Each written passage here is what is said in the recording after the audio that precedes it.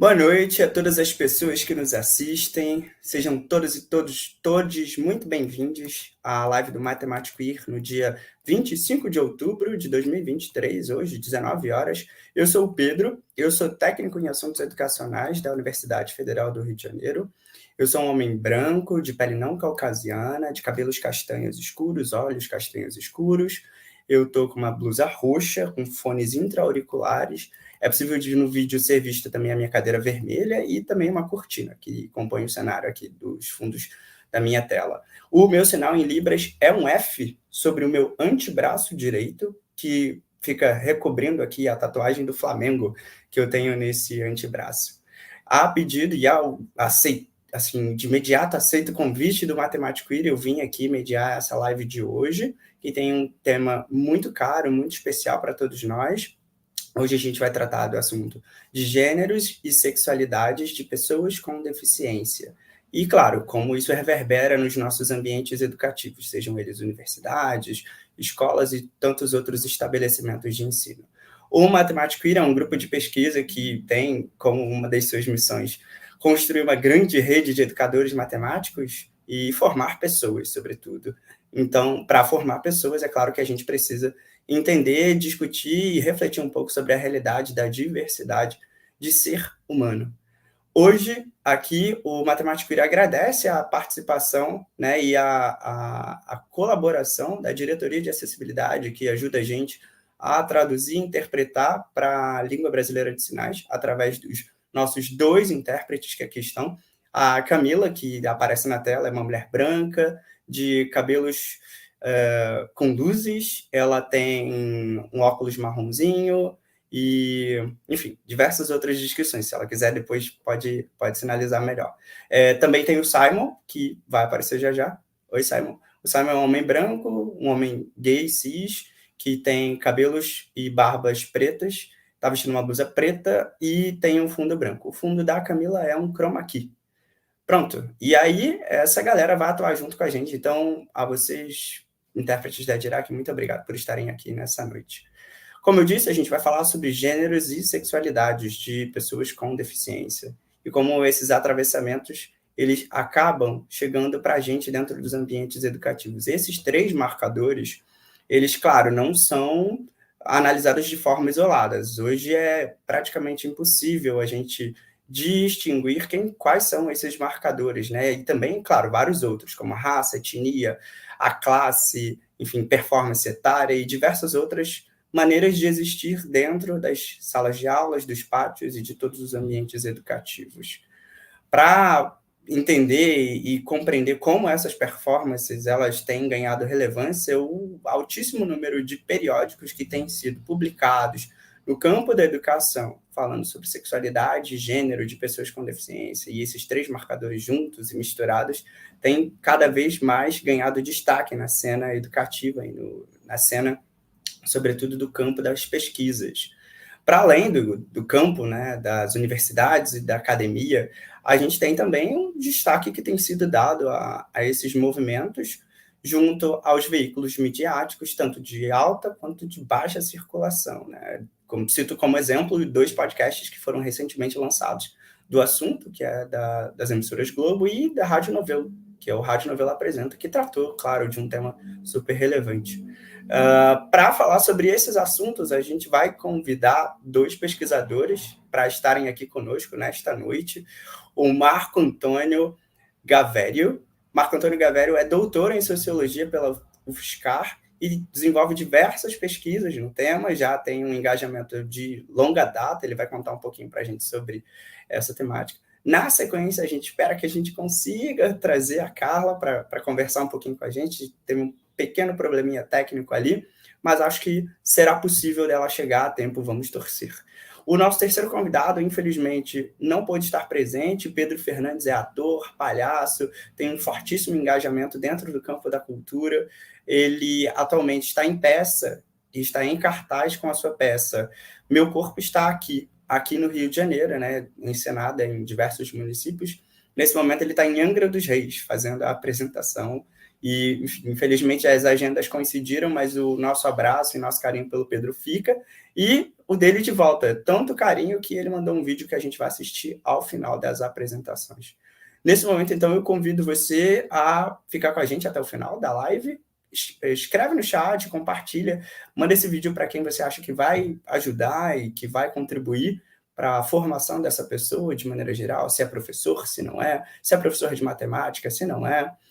E fica com a gente, ajuda a gente a divulgar. E se você tem curiosidade em conhecer um pouco mais sobre o Matemático Ir, segue o Matemático Ir nas redes sociais, @matemáticoir, e lá você vai ter acesso a muitos conteúdos educativos importantes e que com certeza vão ajudar você a consolidar conhecimentos matemáticos, mas também conhecimentos em diversidade, direitos humanos e diversas outras questões e temas que atravessam a gente na escola. Bom, para iniciar o papo, então, eu convido à tela Marco Antônio. Por favor, Marco, seja muito bem-vindo. É um prazer te conhecer pessoalmente. A partir de agora, a gente vai ouvir o Marco falar e, ao final, se alguém tiver algum comentário, alguma dúvida, pode escrever no chat que a gente vai intermediar com tudo o que for exposto. Marco, muito boa noite, seja muito bem-vindo, fique à vontade, é um prazer falar com você. Boa noite, Pedro. Boa noite a todo mundo que está assistindo essa live do Matemática. Eu sou uma pessoa branca, estou com uma barba e cabelo raspado, possuo uma tatuagem no lado esquerdo do pescoço, uso óculos de armação preta. Aqui no meu fundo de tela dá para ver um pouco da minha janela e eu estou no interior de São Paulo. Quero agradecer imensamente o convite, é um prazer estar aqui com vocês.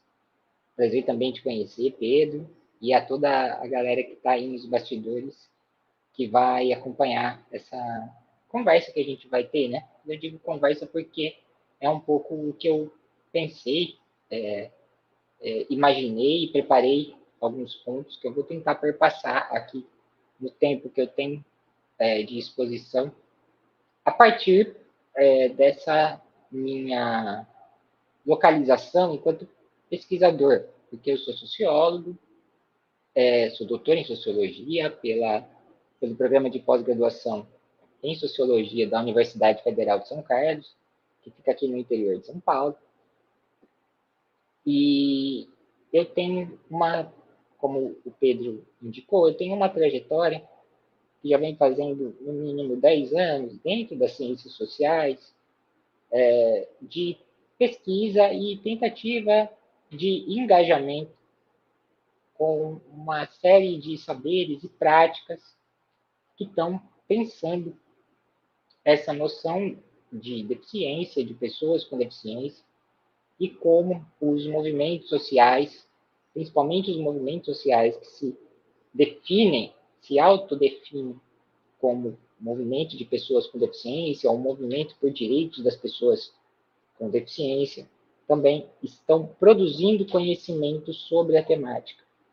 E, num segundo momento, como que isso se desdobra em disputas, então, pelo próprio conhecimento e a própria organização de práticas, que são serviços, que são intervenções, que são a própria produção de conhecimento que se destina à população de pessoas com deficiência. Né? E dentro de todo esse universo, tem um pequeno, em alguns pontos dessa eu estou tentando fazer uma constelação de pesquisa nesses anos, enquanto eu fui me formando sociólogo. Né?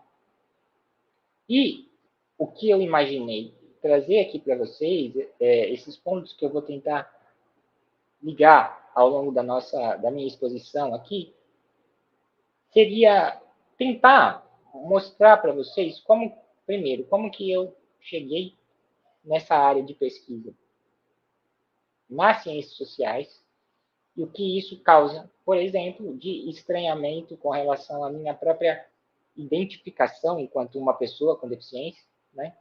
Então, eu também sou uma pessoa com deficiência. E, em um segundo momento, o que é possível da gente discutir a partir desses apontamentos, o que significa, o que tem significado a gente está o que tem significado conseguir levar nas escolas, nas universidades e em outros locais, por exemplo, como museus, onde atualmente essa ideia de acessibilidade e inclusão e das pessoas com deficiência tem se inserido.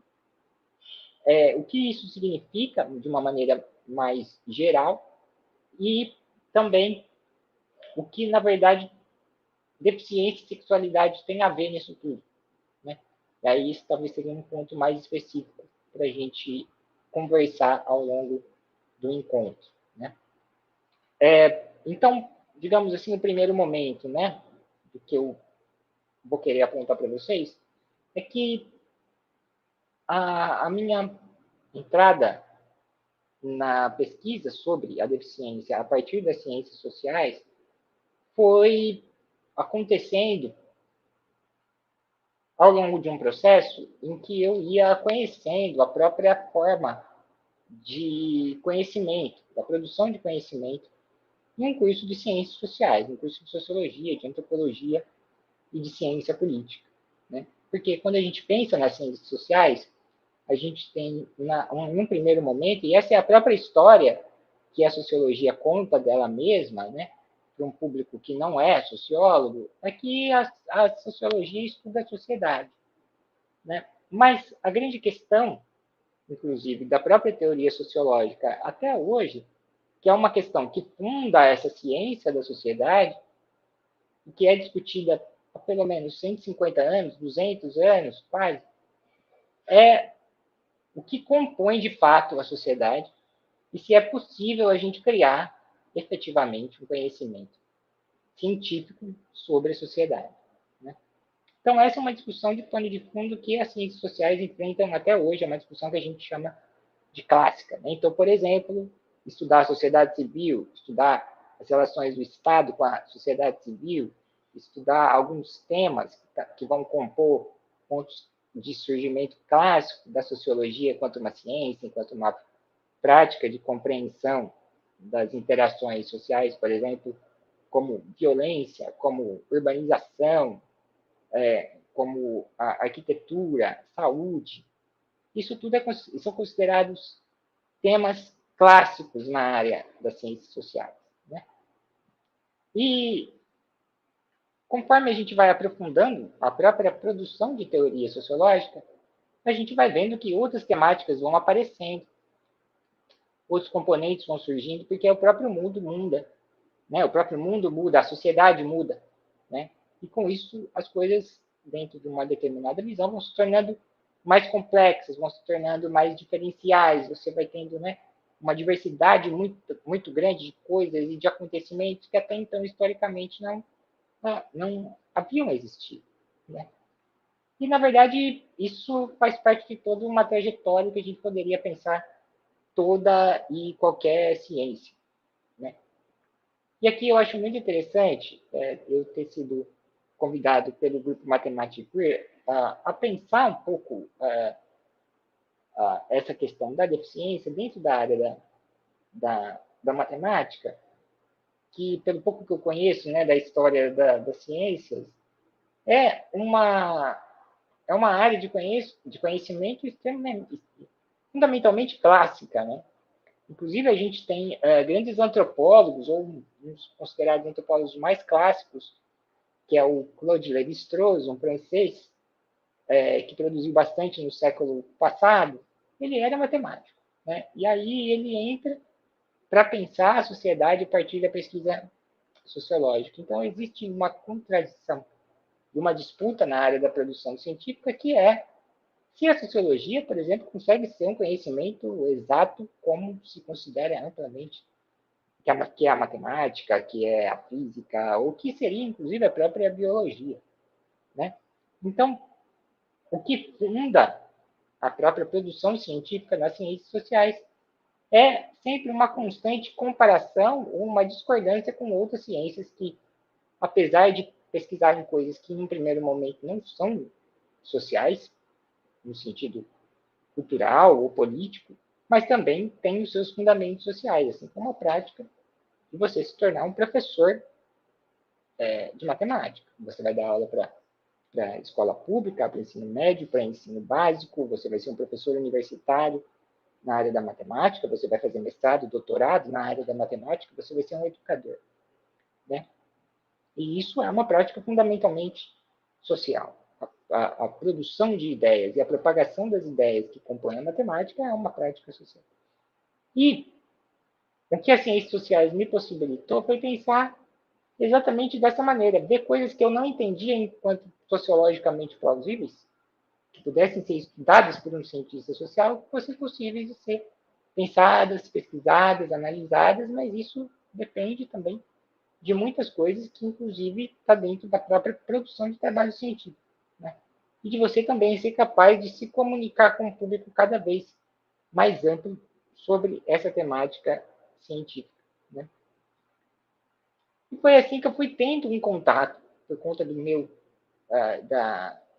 dos professores e professoras que me formaram na Universidade Federal de São Carlos, temas, por exemplo, como o corpo, né? O corpo, isso que a gente chama biologicamente como um sistema orgânico funcional, né? Que seria uma das definições mais contemporâneas sobre o corpo humano, mas que ainda é completamente descrito dentro das ciências médicas, dentro das ciências biológicas. Seria possível pesquisar corpo humano na área da antropologia e da sociologia. Por exemplo, a pesquisa sobre raça, sobre gênero e também sobre sexualidade, como possibilidades de relações sociais que compõem esses conceitos que a gente se refere a todo momento, como raça, gênero, sexualidade, classe, ocupação, idade, né? O que nós temos amplamente chamado hoje de marcadores sociais. Mas antes disso, esses, esses assuntos, esses conceitos, eles são indicadores sociais, né? Há toda uma história de como que essas noções que eu acabei de falar para vocês não surgem do nada. Elas estão em uma constante produção sociológica, mas elas também têm a possibilidade da gente acessar a gênese, né, uma origem relativa de determinados assuntos na cena pública a partir de pesquisas históricas, né? E foi onde eu vi a possibilidade de pesquisar deficiência nisso tudo, né? Foi onde eu vi a possibilidade de que a área das ciências sociais poderia me dar um repertório para eu poder não só pensar a minha própria experiência individual, enquanto uma pessoa com deficiência, né? Todas as possíveis dificuldades e todas as possibilidades positivas que essa vivência da deficiência traz individualmente para alguém. Mas pensar como que a própria noção de deficiência e essa ideia de pessoas com deficiência também pode ser algo pesquisável na área da sociologia, porque pode estar sendo o resultado de uma série de relações sociais e culturais, de práticas, de saberes, que estão há muito tempo pesquisando sobre essa temática da deficiência. Assim como existem muitas áreas e muitos saberes que pesquisam sobre a ideia de sexualidade, que pesquisam cientificamente, inclusive, a partir de uma noção de sexualidade. E sem contar, obviamente, a própria história, né, de como que a ideia de gênero, que é uma terminologia que vai vir exatamente da área da psicologia clínica, e aí vai se espraiar, né, como uma categoria de análise das relações sociais, das relações culturais, no primeiro momento, entre homens e mulheres, mas em um segundo momento, as próprias relações de gênero vão modificar a compreensão do que é ser homem e do que é ser mulher nas sociedades contemporâneas, tanto que hoje nós temos as discussões sobre a própria questão da multiplicidade de gêneros, que é algo que atualmente tem levantado muitas discussões morais, né? Disputas morais na sociedade, e isso é uma das coisas que o sociólogo, que o antropólogo, que a socióloga, que a antropóloga investigam, né? E aí foi onde eu comecei a ver que existia uma confluência muito grande do que já havia sendo, então, pesquisado nas ciências sociais como um todo, a partir, inclusive, desses tópicos que são mais contemporâneos. Por exemplo, estudar gênero ou estudar sexualidade é considerado uma coisa contemporânea na sociologia como um todo. É contemporânea porque existe uma história com relação, por exemplo, ao estudo de classe, que surge lá em meados do século XIX, numa época que ainda não existia exatamente uma ciência sociológica, é considerado que tem uma história bem maior do que, por exemplo, pesquisar sexualidade na área das ciências sociais, que é uma coisa que vai ter uma expansão dessas pesquisas a partir da segunda metade do século XX. Então, existe uma certa, dentro da geopolítica de conhecimento, das disputas de conhecimento, existe essa ideia de que tem temas que são mais clássicos e são mais importantes de serem discutidos, e existem temas que são importantes de ser discutidos, mas são muito mais recentes.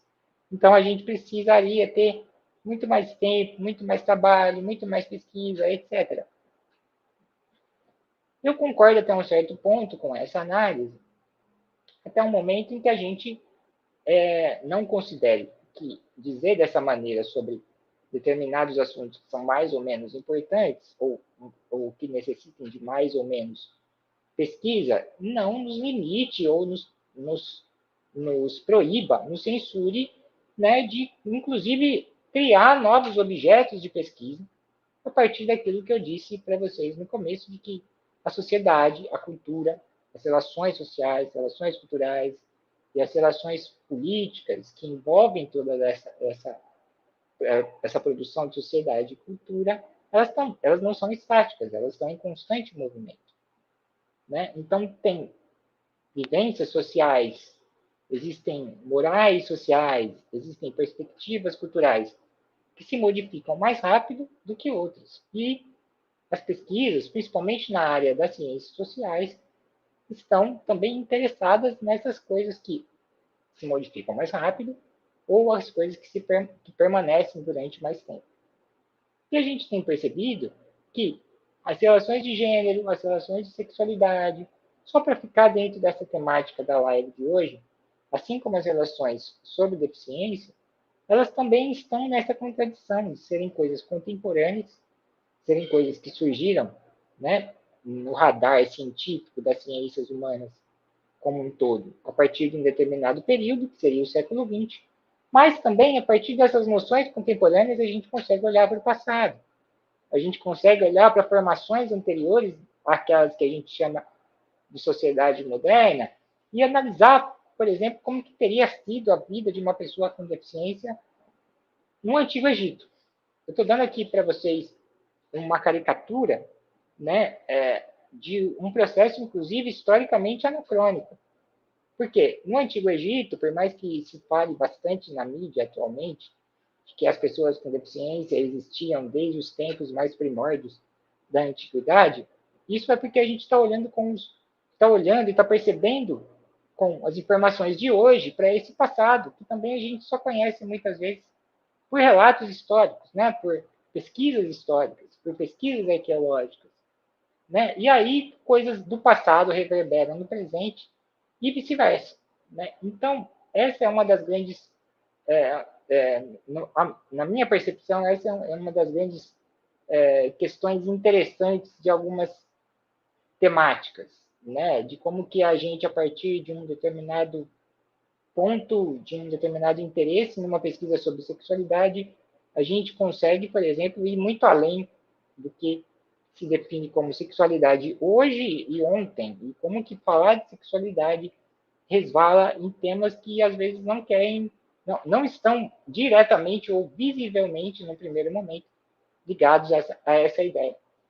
E aí é onde eu chego no segundo e terceiro ponto da minha fala, que é como que foi a partir desse meu interesse, inclusive, sobre as pesquisas na área da sociologia e da antropologia sobre corpo humano, e como que isso se coligava às investigações que originaram muitas das visões críticas da sociologia e da antropologia sobre sexualidade, que estavam fazendo um olhar crítico para as próprias áreas médicas e biológicas, que na virada do século XIX para o XX dominavam inteiramente a produção do que era essa noção de sexo e de sexualidade nas populações humanas, é onde eu vi uma possibilidade de compreender a própria noção de deficiência. Né? Eu não vou conseguir expor aqui de uma maneira muito...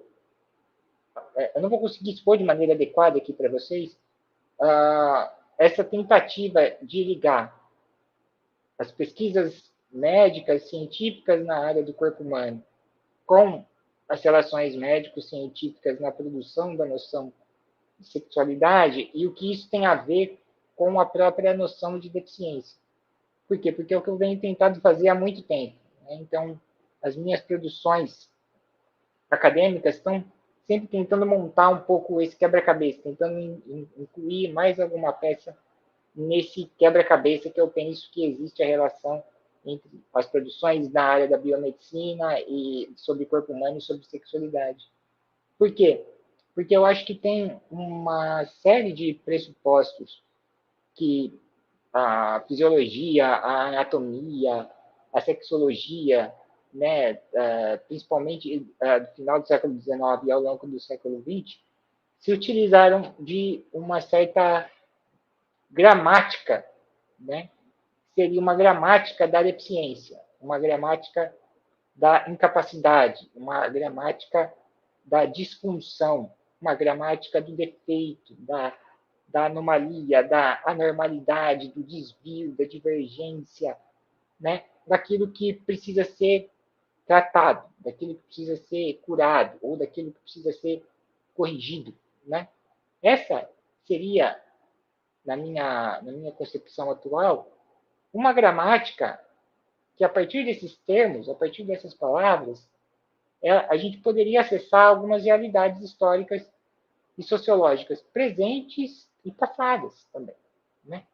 E, como alguns e algumas pesquisadoras já vêm levantando, né, tanto em termos de material bibliográfico, mas também de material empírico, né, de dados históricos e sociológicos sobre a relação entre deficiência e sexualidade, a gente consegue fazer um pouco esse tratamento crítico de alguns assuntos, que é exatamente a própria emergência, em um determinado momento histórico, em determinadas localidades sociais, os conceitos, por exemplo, de homossexualidade, os conceitos de heterossexualidade, a própria ideia de feminismo, assim como a ideia de deficiência, que são conceitos que têm uma temporalidade de surgimento muito próximas, localizáveis na segunda metade do século XIX. Né? O que nós chamamos hoje cientificamente, ou tentamos discutir os termos científicos que esses termos indicam, né, as produções científicas que esses termos indicam, a gente sempre acaba voltando historicamente para essa temporalidade. E como que é daí para frente, né, que as concepções contemporâneas que a gente tem sobre tudo isso estão sendo produzidas. Né? Então, a gente está sempre nesse movimento crítico de tentar criar objetos novos de pesquisa, mas sempre olhando para as discussões que já existem sobre esse objeto, mas também as discussões que eram feitas sobre coisas que não eram esse objeto ainda. Né? Então, a deficiência ela se instala, obviamente, como o Pedro disse no início da fala, que é impossível a gente discutir hoje algumas questões separadas. É impossível a gente discutir sexualidade e gênero sem falar sobre deficiência, ou sem falar sobre raça, ou é impossível a gente discutir classe sem falar sobre essas questões. Né? Eu concordo que, num termo de vontade, inclusive vontade de pesquisa, de fato, é difícil. A gente tem sempre que ter essas relações em mente. Mas, às vezes, é necessário também olhar para alguns pontos específicos, antes mesmo da gente achar que tudo tem uma relação unificada ou anterior à nossa própria forma de ver as coisas, a nossa própria forma de perceber as coisas. Então, eu acho que a gente está passando por um momento que é esse, é de tentar compor essas diferenças, né? Tentar, inclusive, pensar todas essas diferenças no ambiente escolar, no ambiente educacional, seja ele básico, seja ele universitário, as mais variadas formas de você também pensar na produção de conhecimento a partir dessas diferenças, mas pensar também que quando a gente absorve essas questões, quando a gente passa a olhar e a perceber, e a sentir, e a ouvir, e a falar dessas coisas, a falar desses tópicos que a gente considera muito novo, mas que já tem um histórico de curiosidade social que vem sendo produzidas há muito tempo, a gente também é obrigado a modificar as nossas próprias bases de conhecimento atual.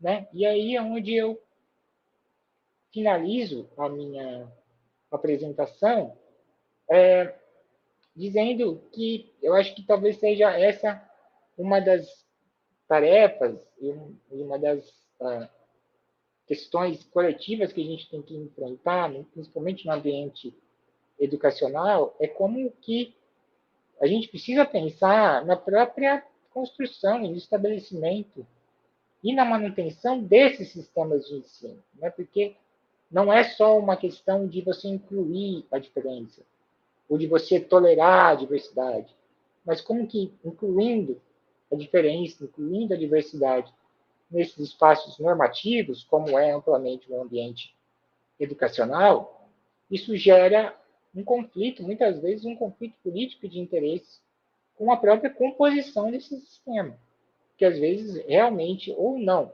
lidava com essas diferenças ou, na verdade, lida de uma determinada maneira, que é uma maneira que nós chamamos normalizadora, normatizadora. E isso também nos leva a pensar os limites das nossas próprias proposições, tanto enquanto pesquisadores, quanto enquanto educadores, da própria manutenção e de como que os sistemas, as instituições se modificam muito mais lentamente, ou é muito mais difícil a gente mudar toda uma série de instituições do que modificar o nosso próprio comportamento, né? E aí isso que gera os conflitos também de toda uma lógica educacional que absorve toda uma gama de diferenças, mas tenta dar um destino muito padronizado para elas, né? O que na verdade não exclui toda a necessidade e o discurso da diferença como algo positivo, né? Mas busca-se inclusive de fato um governo dessas diferenças, um governo dessas diversidades, né? Então, eu acho que é nisso que, por exemplo, as ciências sociais podem ajudar, né? Como que a partir de alguns tópicos de pesquisa, a partir de algumas abordagens que tentam olhar também um pouco mais historicamente algumas coisas, como que isso pode se traduzir em práticas pedagógicas mais acessíveis, práticas pedagógicas mais inclusivas, né? Não só incluindo, não só buscando incluir, mas discutindo sempre como se inclui, né? É isso. Obrigado, gente.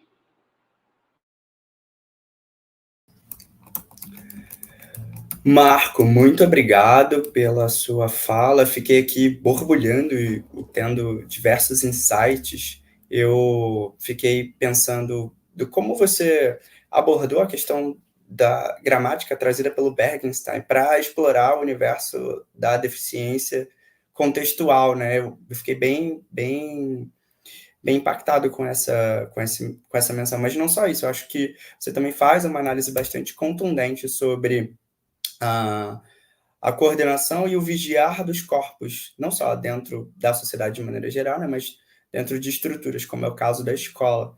E estou borbulhando aqui, vou guardar as minhas perguntas para o próximo momento. Antes disso, vou convidar a Carla para fazer a sua intervenção, que sim, conseguiu chegar. Muito obrigado, Carla, em nome de todo o Matemático IR, em nome de todo o grupo que nos assiste aqui. Temos uma plateia nos assistindo. Um beijo para todo mundo que está aí do outro lado da telinha. Carla é mestre e doutora em Psicologia Social pela UFSC, pela Federal de Santa Catarina, e é psicóloga no IFSC, o Instituto Federal de Santa Catarina. Carla, seja muito bem-vinda, fica à vontade, a sala é sua, e a tela também. Obrigada, Pedro. Boa noite a todas as pessoas que nos assistem, nos ouvem. Obrigada pelo convite para estar aqui. Eu vou primeiro me autodescrever. Eu sou uma mulher branca, cisgênero de 39 anos, Fiz aniversário recentemente, estou tentando atualizar a data na autodescrição. Sou uma mulher branca, de cabelos pretos, longos e lisos. Eu estou vestindo uma camisa preta de botões e com corações azuis bordados. Eu estou aqui no meu ambiente de trabalho. Atrás de mim tem uma parede de tijolo, uma porta verde. E pode ser que em algum momento vocês ouçam bastante barulho, porque a gente está chegando na hora do intervalo aqui, no período noturno. Eu sou uma mulher com deficiência física, não dá para ver aqui na câmera, mas eu acho que é bastante importante sinalizar que eu sou uma mulher com deficiência física. Hoje eu vim falar um pouco sobre sexualidade, pessoas com deficiência.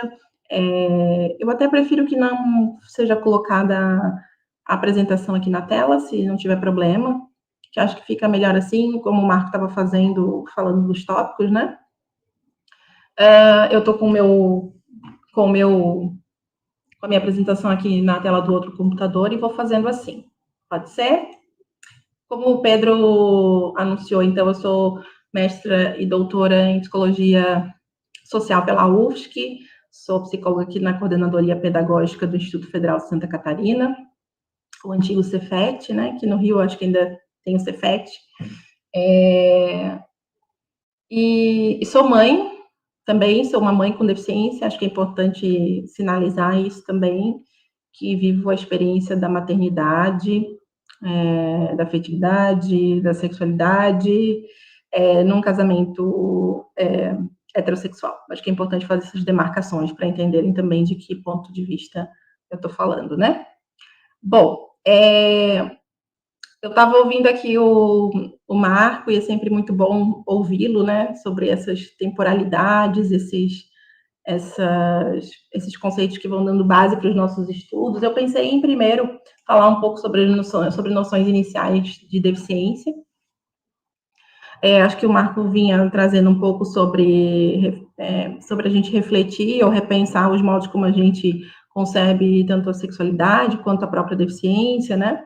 E eu venho para falar um pouco também desses modelos de compreensão da deficiência, né? Os modelos religioso, caritativo, que tem também demarcações históricas, mas que se tensionam na atualidade, onde não rompemos completamente os modelos que são mais antigos e capacitistas, né, de conceber as pessoas com deficiência. Mas eu vou me ater aqui ao modelo médico, porque acho que a sexualidade também passa por esse viés médico muito fortemente, né? Mas a deficiência, então, é pressuposta como essa noção da tragédia pessoal e da cura, e da necessidade de cura e de correção do corpo para se enquadrar num determinado padrão, numa determinada norma, dentro dessa corpo-normatividade, como o Marco falava, né? Para corresponder a um determinado ideal estético, funcional, e o quanto a sexualidade também passa por esses processos de, muitas vezes, intervenção médica, né? Para se tentar enquadrar ou normalizar a sexualidade. O modelo médico de compreensão da deficiência também reduz os sujeitos à sua lesão, né? Então, o sujeito, ele é reduzido, pressuposto a partir da sua lesão, e às vezes apenas por isso, né? Se esquece que pessoas com deficiência são, sobretudo, pessoas, existe ali um sujeito com preferências, com qualidades humanas, né? Com adjetivos humanos de preferências, de sucesso, fracassos, angústias, enfim, com todas as características que compõem os seres humanos como todos os outros, né? E o modelo médico vai pressupor a deficiência, a pessoa com deficiência a partir da sua lesão e só através dela, né? Vai reduzir os sujeitos à sua própria lesão. E acho que a sexualidade também passa por isso, depois eu vou falar um pouco mais sobre isso. E aí a gente tem um modelo social para contrapor esse modelo que ganhou força, surgiu aí mais ou menos na década de 60 no Reino Unido, né? Que a deficiência está para além do impedimento corporal. Ela vai se dar no encontro desse corpo com impedimento corporal frente às barreiras socialmente, historicamente, culturalmente construídas. Então, acho que esse é a grande virada de chave que a gente precisa fazer em relação à deficiência, né? Parar de olhar para os sujeitos a partir do seu impedimento, mas entender que a deficiência é um conceito que se constrói na relação do corpo com o entendimento e as barreiras que são socialmente construídas. E é o foco na eliminação das barreiras ou na transposição dessas barreiras que a gente precisa pensar, inclusive para a vivência e experiência da própria sexualidade, né? Ou dos direitos sexuais e reprodutivos, da justiça reprodutiva, né, que está para além dos direitos sexuais e reprodutivos. Depois eu vou falar um pouco mais sobre isso. A partir desse modelo, então, a deficiência ela ganha um caráter sociológico, ela passa de ser só objeto da medicina para ser um fenômeno sociológico, né? E é entendida como parte da condição humana, assim como a sexualidade, a deficiência ela faz parte da trajetória humana e a gente vai se subjetivar na realidade também a partir da própria condição da deficiência, né? E aí a gente pode também pensar a deficiência como uma categoria analítica, como outros marcadores sociais de desigualdade, como raça, etnia, gênero, classe, orientação sexual, né? Isso que é importante. Então, às vezes a pessoa, ela é uma pessoa com deficiência, mas ela também tem outras características, por exemplo, ela pode ser uma pessoa trans e ter deficiência. Então, esses marcadores vão também dificultando ou obstruindo a sua participação, a depender do contexto em que ela se encontra, né? A sexualidade é entendida também como uma dimensão humana, né, que perpassa a subjetividade e a sociedade. Aí a gente pode pensar aí nas temporalidades que o Marco falava, né, de como esses campos são construídos ao longo do tempo. Ele é constituído e é constituidor de saberes acerca da afetividade, do erotismo, né? Há questões de gênero como as pessoas com e sem deficiência.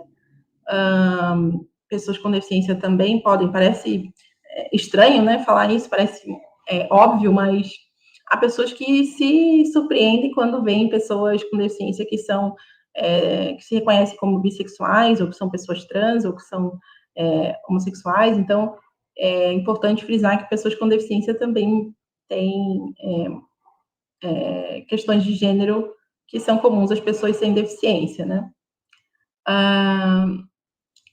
Essas questões de gênero que eu queria falar também é que como é importante a gente ponderar essas questões relacionadas a mulheres com deficiência, por exemplo, né? Vamos falar de acesso a uma política pública de saúde. Eu sempre gosto de dar esse exemplo porque eu acho que fica bem explícito para as pessoas conseguirem compreender o que eu quero dizer com questões de gênero comuns às pessoas com essa deficiência.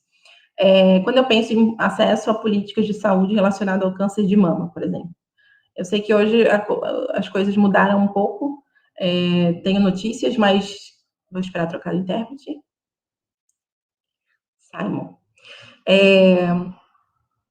Mas antigamente, não muito tempo atrás, como mulheres que não ficam em pé, que usam cadeira de rodas, por exemplo, ou que são acamadas, tinham acesso ao exame de mamografia, acesso a uma política pública de saúde para mulheres. Se a máquina que faz o exame de mamografia era feita para mulheres só que ficam em pé, né? Então, pensar a transversalidade da deficiência com outros marcadores sociais, como questões de gênero, por exemplo, é pensar em dar acesso em políticas públicas, né, a diferentes tipos de mulheres, como nesse exemplo que eu citei, né, o direito à saúde, a um exame de mamografia, por exemplo, você precisa considerar que há muitos tipos de mulheres, né, inclusive mulheres que não ficam em pé e que vão precisar usar a máquina de uma outra maneira. Então, pensar essa transversalidade ajuda a gente a pensar no acesso à política, nos equipamentos, no acesso aos equipamentos, né? Então, se a máquina é feita para pessoas que ficam em pé e há mulheres que não ficam em pé, há mulheres que não estão tendo devido acesso à saúde, ao exame de mamografia, por exemplo, né? Então, acho que pensar nessa transversalidade da deficiência com outras categorias é fundamental.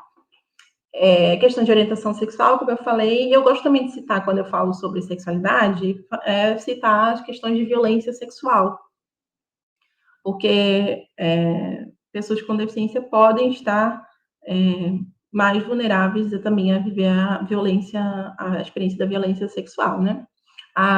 Eu me lembro aqui, quando eu falo desse item, eu sempre me lembro de pessoas que têm deficiência, muitas vezes deficiência intelectual, que são abusadas sexualmente, e a deficiência ela é colocada como um facilitador, digamos assim, porque ninguém vai levar a sério o que aquela mulher com deficiência intelectual está dizendo, ninguém vai acreditar no que ela disse, ou na denúncia que ela fez, ou no que ela contou, né? Eu trabalhei durante 4 anos numa instituição para pessoas com deficiência intelectual, e a gente teve um caso bastante semelhante. Como a pessoa tinha deficiência intelectual, o abusador se aproveitava dessa condição, né, da deficiência da pessoa para abusá-la, porque ninguém ia acreditar mesmo, né? Porque ninguém levava a sério o que ela dizia, e aí tem toda aquela construção mítica, né? E equivocada, capacitista, de que pessoas com deficiência intelectual têm mais sexualidade, teoricamente, do que pessoas sem deficiência. Então, a pessoa acabava se aproveitando dessas características, ou dessa construção social muito equivocada em torno da deficiência intelectual, para se aproveitar para cometer atos de violência sexual, né? E eu queria também citar a esterilização involuntária que a gente vê acontecendo em pessoas com deficiência. Vou esperar o intérprete. Como uma tentativa de proteção das pessoas com deficiência, mas que, na verdade, acabam por vulnerabilizar ainda mais pessoas com deficiência, né? Então, as famílias, às vezes, tomam essa decisão sem a participação da pessoa com deficiência, de esterilizá-la, e acabam colocando em risco mais ainda, porque os abusadores geralmente estão muito próximo da família, quando não estão dentro da própria família, né? E sabem que a pessoa foi esterilizada e acabam abusando ainda mais, abusando, né, sem nenhum tipo de método contraceptivo, sem nenhum tipo de cuidado. Então, é muito perigoso pensar se por um lado se pensa em uma suposta proteção, né, ou nesse mito de que a deficiência ela não pode ser perpetuada, de que ela não pode acontecer, de que os pais vão ficar responsáveis por esse filho que vai vir de uma pessoa com deficiência, os pais acabam esterilizando involuntariamente os seus filhos, né, sem nenhum tipo de participação dessa pessoa. Inclusive, eu tenho uma colega, Hebe Regis, que fez uma dissertação de mestrado sobre isso, e o nome da dissertação dela é De Quem é esse corpo? Esterilização de mulheres esterilização involuntária de mulheres com deficiência intelectual. De quem é esse corpo? Porque parece que esse corpo nunca é da própria mulher, né? Porque ela não tem nenhum tipo de decisão sobre isso. Na instituição em que eu trabalhava, eu até indiquei um caso para a Hebe, a instituição ficou sabendo depois que a pessoa já tinha feito o procedimento, e a família disse para a pessoa que ela tinha passado por um procedimento médico relacionado à bexiga, mas na verdade ela havia sido esterilizada involuntariamente. Então, a gente precisa pensar na violência também nesse sentido da esterilização sem consentimento, sem a discussão com a própria pessoa com deficiência, né? Quero falar um pouco para vocês, então, do capacitismo, do quanto essas práticas, essas crenças são capacitistas, estão muito consolidadas na nossa sociedade, né? E o capacitismo, então, como uma estrutura social capitalista, né? Que sustenta essa sociedade, que exclui determinados corpos a favor do privilégio, né? Em função do privilégio de corpos sem deficiência.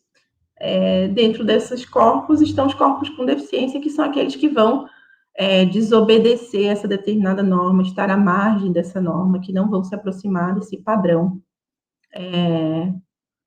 que se espera, né, tanto de funcionalidade quanto em relação à estética. Então, o capacitismo como essa hierarquia do corpo, na qual os corpos sem deficiência valem mais do que os corpos com deficiência. Então, pensando nas capacidades, os corpos com deficiência serão aqueles que vão menos obedecer ou menos alcançar essas capacidades entendidas como normais, ideais, padrão, né?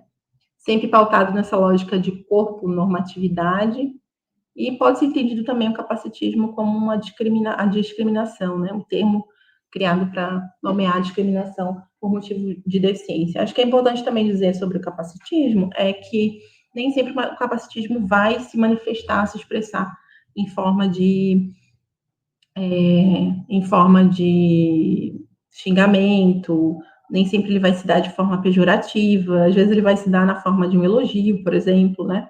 Então, eu sou casada com um homem sem deficiência e muitas vezes as pessoas nos abordam para elogiar o meu marido ou para tentar me elogiar porque ele é uma pessoa sem deficiência. Então, nossa, ele deve ser uma pessoa muito legal, ele deve ser uma pessoa muito bacana, né? Porque, afinal de contas, nessa lógica, sou uma pessoa muito bacana, evoluída, muito legal para aceitar ser casado com uma mulher como eu, que então não obedece que não vai performar como as mulheres sem deficiência, né? Que tem um outro corpo, enfim. Então, o capacitismo, ele também vai se dando nessas tentativas de elogio, às vezes a pessoa acha que está sendo muito agradável e ela está sendo extremamente invasiva, capacitista, né? Eu lembro que quando eu estava grávida, as pessoas me abordavam muito, a primeira grande preocupação das pessoas era, primeiro, se eu ia ter uma criança com a mesma deficiência que eu. Né? Então, essa era a grande pergunta. Nossa, será que seu filho vai nascer como você? E aí eu sempre dizia, olha, a minha deficiência ela não é genética, a chance que eu tenho de ter uma criança com deficiência é a mesma que você, que é uma chance a cada 3.000 chances, né? E também se fosse, né, qual é o problema? Não acho ruim ser eu, o ruim é viver num mundo capacitista, né? E a outra grande questão era uma questão de gênero, que aí aparecia assim, não, você tem que ter uma menina, porque uma menina vai poder cuidar de você, né? Essa essencialização também do cuidado como algo feminino, né? Então, uma criança nem nasceu, mas ela já está devendo a tarefa, a função do cuidado, como se isso fosse uma função exclusivamente feminina, né? Então, eu tinha que ter uma filha para me cuidar, né? E uma filha sem deficiência, então, para me cuidar. Eu ouvi muito isso quando eu estava grávida. E depois que eu ganhei a Helena, eu sou abordada assim, muitas vezes, as pessoas perguntam várias vezes se ela é minha filha mesmo, né? Como eu não tenho um corpo que obedece à norma, então eu não posso ser mãe, eu não posso exercer a maternidade, eu não posso ter uma filha, eu não posso ter uma filha sem deficiência, né? Então tem todos esses mitos que vão se construindo. Eu lembro que antes, quando eu casei, as pessoas perguntavam, você pode ter filho? A grande preocupação das pessoas é se você podia ter filho. E aí, quando você diz que pode, aí vem outras preocupações muito expressas de modo capacitista, né? Então, acho que é importante a gente desconstruir alguns mitos, assim. O primeiro deles é que nós não somos pessoas assexuadas, né? Tem muito esse mito de que pessoas com deficiência não têm sexualidade, não transam, não podem viver a afetividade, o erotismo. E aí é um paradoxo. Uma hora a gente é assexuada e outra hora a gente é hipersexualizada, né? Então, ou a gente tem libido aflorada ou a gente não tem sexualidade, a gente é anjo, né? Na instituição que eu trabalhava, eu via muitas mães dizendo, é meu filho, ele é meu eterno bebê. Daí tava lá o cara com 38 anos, barbado, mas não se podia admitir que ele tem um corpo, que ele tem questões inerentes ao corpo e ao desenvolvimento enquanto adulto, né, relacionadas à sexualidade.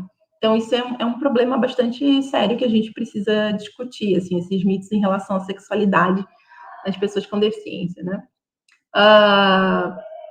Tem um outro mito também que nós não somos capazes de ter filhos ou que nós vamos perpetuar a nossa deficiência, né? Como se fosse algo que necessariamente vai acontecer se a gente puder ter filhos, mas existe muito essa preocupação de que se a gente pode, e aí se você tem deficiência, as pessoas primeiro acham que você não pode, depois se surpreendem quando você diz que não, talvez possa, ou talvez não possa, como muitas pessoas com deficiência também não podem ter filhos, né, porque são estéreis, enfim.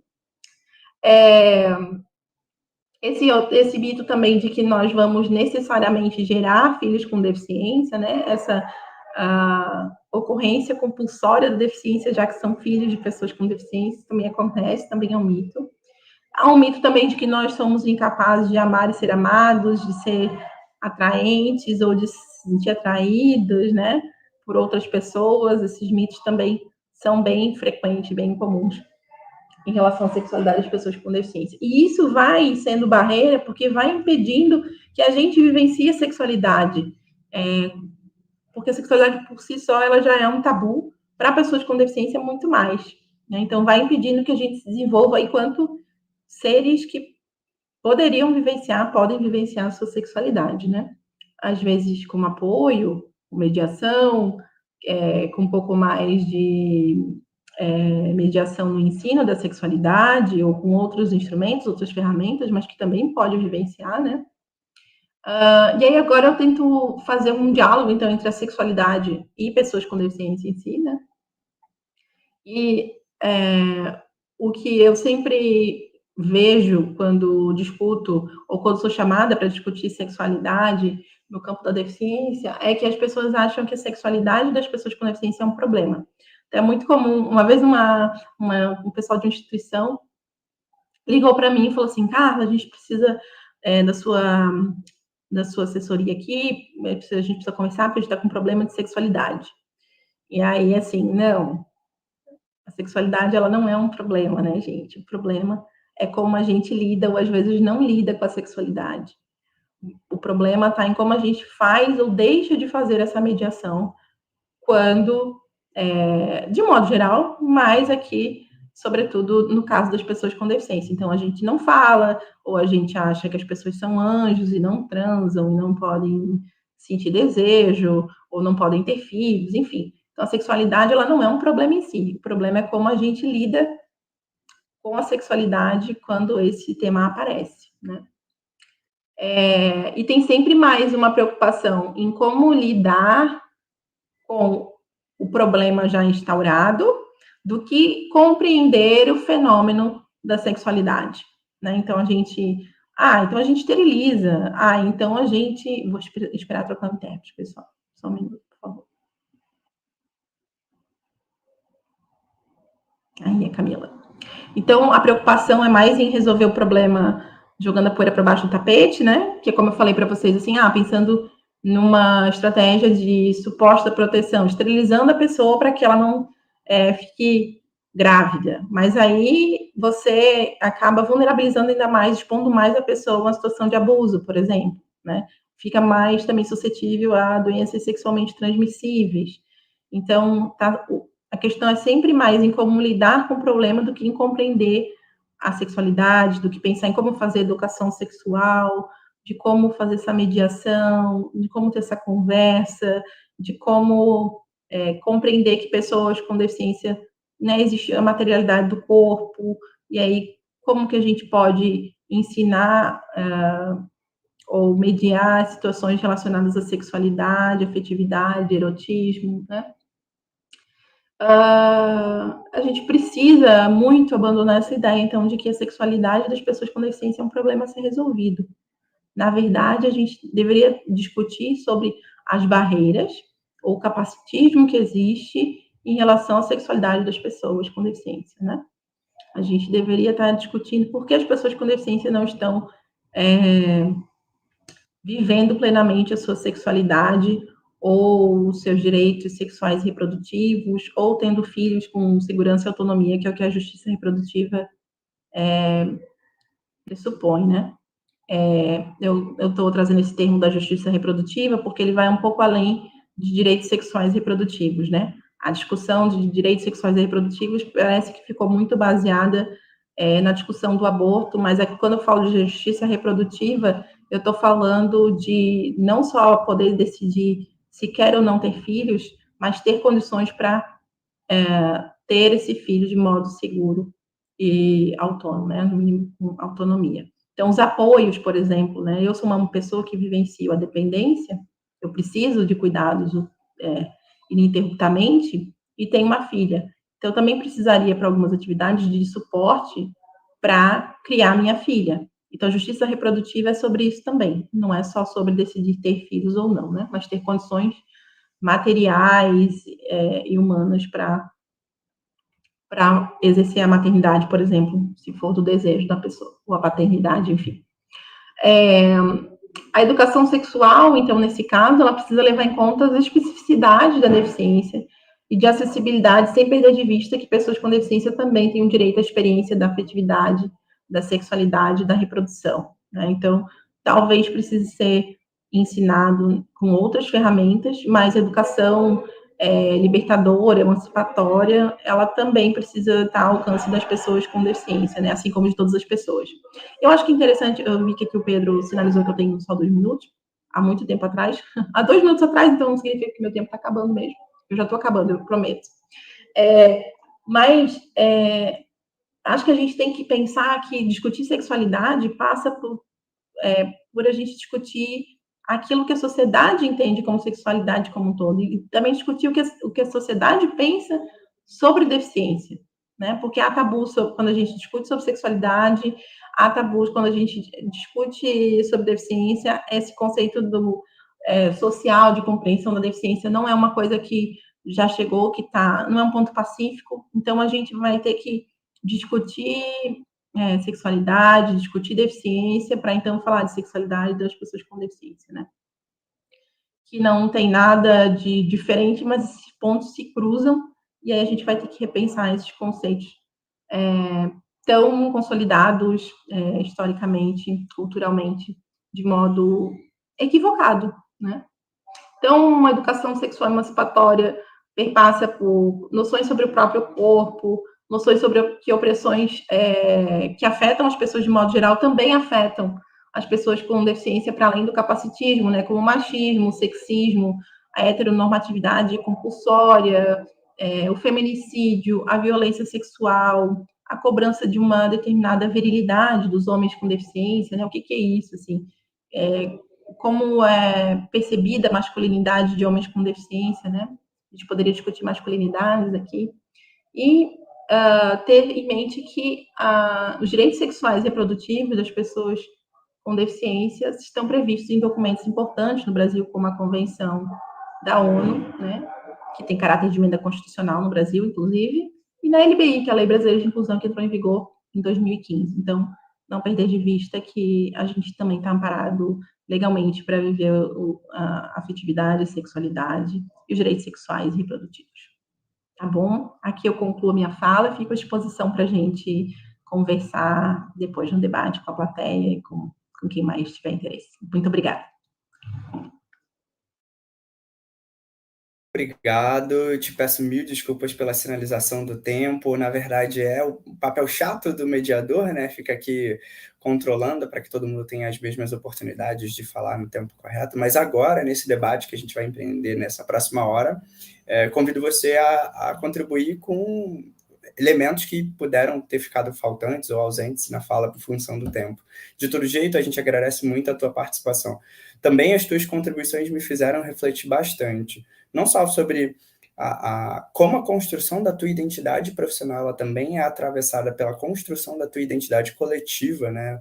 A tua identidade social, ou seja, você é uma mãe com deficiência, você é uma esposa, né? Além de ser uma profissional que pesquisa no tema, mas também de como a tua formação em psicologia, desde a graduação até o doutorado, ela transita não só entre a área da saúde, né, olhando do ponto de vista desse campo, mas também das ciências humanas, né, que eu acho que afeta muito mais o campo que o Marco trouxe na intervenção inicial dele.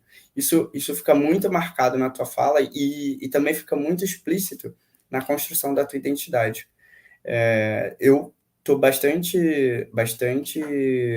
empolgado com esse debate. Convido, então, a galera que está assistindo a gente do outro lado da telinha a fazer seus comentários, fazerem as suas intervenções, mas eu vou tomar a iniciativa aqui, porque estou bem curioso, e vou perguntar a vocês, aos dois, porque entendo que foram elementos que convergiram das falas dos dois, né? Vocês fizeram um aporte teórico muito interessante para falar sobre as vivências das pessoas com deficiência e as suas performances sexuais e de gêneros. Então, eu queria entender um pouco mais sobre como vocês visualizam essa mudança de paradigma que existe na sociedade. Tanto a perspectiva do paradigma segregacionista, do paradigma excludente, que vigora até hoje em diversos contextos, mas também o avanço, né, para outros elementos, como o que o próprio Marco trouxe, que é o da teoria CREEP, né, e diversas outras, claro, os impactos dos estudos de gêneros na construção da identidade coletiva das pessoas com deficiência, e, enfim, como isso tudo marcou. Queria que vocês transitassem um pouco sobre essa mudança de paradigmas e como que vocês visualizam isso, tanto na vida pessoal de vocês quanto na vida profissional. Só por conta de uma ordem, eu vou passar a palavra para o Marco, mas na sequência já engata com você, tá, Carla? Então, Marco, por favor. Oi, Pedro. Eu acho bastante difícil a gente pensar nesses termos de mudanças ou rupturas de paradigma, porque eu acho que também a gente consegue compreender as mudanças como uma certa continuidade, não só como ruptura ou como uma mudança drástica, mas também coisas que ficam e que permanecem, coisas que vão se modificando ao longo de algumas permanências. Então, eu acho que a gente nunca consegue acessar de fato uma mudança de paradigma, um rompimento de uma forma de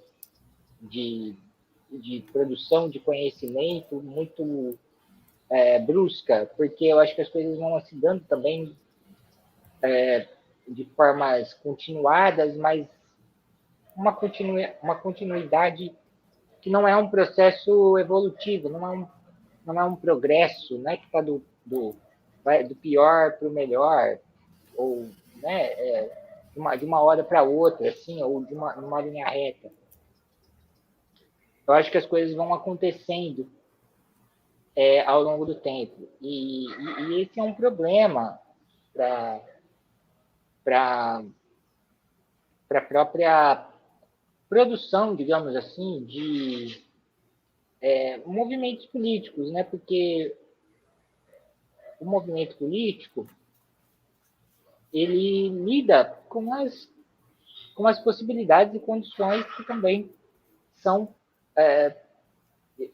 inerentes daquele momento em que as pessoas estão existindo, estão vivendo, né?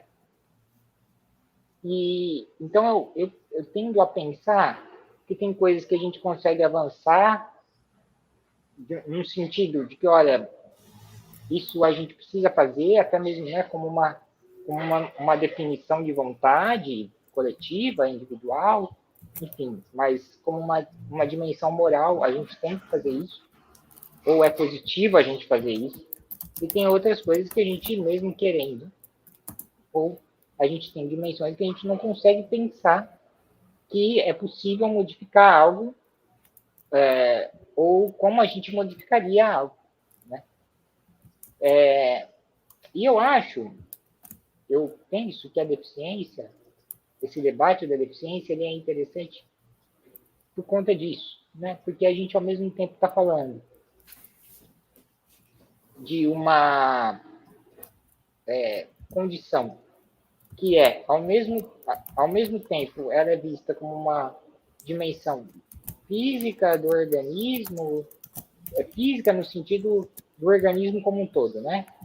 Física não só no sentido do movimento físico, mas daquilo que é sensorial, daquilo que é subjetivo, psicológico, não é físico, né? O sentido daquilo que é palpável, aquilo que é sensível para o indivíduo, né? E uma das questões sensíveis para o indivíduo, na nossa forma de pensar culturalmente, é o corpo, né? Nós temos, inclusive, quando a gente fala eu tenho um corpo, o meu corpo, o nosso corpo, a gente está fazendo uma operação de completa disjunção desse ego com essa realidade concreta, né? Então, tanto a separação quanto a identificação como o corpo é um processo que não é somente subjetivo. Por que não é só meio subjetivo? Porque depende também de condições objetivas, de condições de conhecimento, de condições do que também está sendo discutido nisso que a gente chama de sociedade sobre o corpo humano. Né? E a deficiência está nesse ponto. No primeiro momento, ela é considerada como uma disfunção, digamos assim, usar um termo bem amplo. Mas, também, a gente tem visto que nos últimos 50 anos, mais ou menos, existe toda uma outra possibilidade que vem se propagando de compreender a deficiência, como a Carla indicou na fala dela, como algo que está além do corpo. Né? E eu diria mais, né? Foi esse um ponto que eu tentei trazer aqui na minha fala. A própria ideia de corpo humano, que a gente compreende como sendo uma ideia estritamente biológica, falando bem amplamente também da biologia, ela também pode ser questionada, no sentido de que a própria ciência biológica, ela também opera dentro de determinadas condições sociais, culturais. Né? Senão a gente não falaria, por exemplo, de avanços de pesquisas médicas, né? Só para dar um exemplo. Né? Ou seja, as próprias ideias, construções científicas de áreas tão consideradas tão duras como as ciências médicas, ciências biológicas, ciências biomédicas, elas também consomem e produzem cultura, e produzem sociedade. Por isso que a Carla falou, ao longo da apresentação dela, dessas mudanças de visões. Então, existe, de fato, essas mudanças. Aí, o que eu coloco aqui, para finalizar o meu comentário, é que a gente vai, nesse ponto, a gente vai bater na questão política, né? Na questão de que nós podemos, na ideia também que a gente poderia definir como poder, ou seja, os poderes institucionais, porque a deficiência ela é uma identificação burocrática administrativa, ou seja, se você não pode somente para níveis de reconhecimento legal, institucional, a autoidentificação não serve. Você precisa de um laudo médico, você precisa de um laudo terapêutico para você provar que você é pessoa com deficiência. E essa ideia de que existem pessoas que precisam provar suas condições a partir de determinados conhecimentos específicos, conhecimentos peritos, inclusive é uma das dimensões que nos fazem observar algumas vivências como podendo nos indicar, inclusive, como que essas redes de identificação, essas redes de legalização funcionam. E a deficiência é uma delas. Né? Então, por mais que exista hoje, por exemplo, um movimento social, um ativismo social bastante efusivo, que tem crescido cada vez mais, existe também a disputa e as possibilidades de quem consegue se definir, de quem consegue se autodefinir enquanto uma pessoa A, B ou C, inclusive quando necessita de alguns serviços públicos, de alguns serviços do sistema de saúde ou do sistema de assistência social, enfim. Então, existem essas problemáticas, e eu acho que isso também, a deficiência está nesse ponto de tensão entre mudanças de paradigma e permanências de algumas coisas que a gente conhece há muito tempo.